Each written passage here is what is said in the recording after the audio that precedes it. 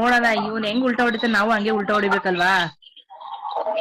ಅಲ್ಲ ಉಲ್ಟಾ ಹೊಡಿಯೋದಲ್ಲ ಅವನು, ಆಮೇಲೆ ಮತ್ತೆ ಬಂದು ನನ್ ಮಕ್ಳಿಗೆ ನಮ್ಗೆ ಅಪ್ಪ ನೀವು ಏನ್ ಮಾಡ್ತಾನೆ ಕ್ವಾರ್ಟರ್ ನಾವು ಮೇನ್ ನೀವ್ ನಿಮ್ ಬ್ಯಾಕ್ ಸಪೋರ್ಟಿವ್ ಆಗಿರ್ರಿ, ಹಿಂದೆಗಡೆ ಇದು ರಿಲೀಸ್ ಆಗ್ದಂಗ್ ಮಾಡೋಣ, ಏನ್ ಮಾಡ್ಬೇಕಾದ್ರು ಅಲ್ಲೇ ಮಾಡಿ ರಿಲೀಸ್ ಆಗ್ದಂಗ್ ಮಾಡೋಣ.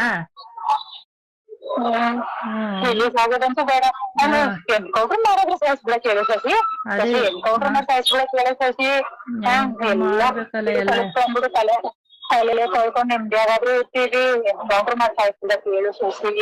ನಾನೇ ಈಗ ನೌಕರಿ, ಮಕ್ಳು, ಗಂಡ, ನನ್ನ ಬ್ಯಾಚ್ಮೇಟ್ಸ್ ಎದುರುಗಡೆ ಮರ್ಯಾದೆ ಏನಾಗುತ್ತೋ ಅಯ್ಯೋ ಅನ್ಕೊಂಡು. ಸರ್ ಹತ್ರ ನಾನು ಮಾತಾಡ್ತೀನಿ. ಏನ್ ಗೊತ್ತಾ, ಆ ಯಮ್ಮನ ಹತ್ರ ನಿಮ್ಮ ಹೆಸರಿಗೆ ಇದನ್ ಮಾಡ್ಕೊಡ್ತೀನಿ ಅನ್ಬಿಟ್ಟು ಒಂದ್ ಪೇಪರ್ ಸೈನ್ ಹಾಕ್ಸ್ಕೊಂಡ್ಬಿಟ್ರಿ, ವೈಟ್ ಪೇಪರ್ಗೆ.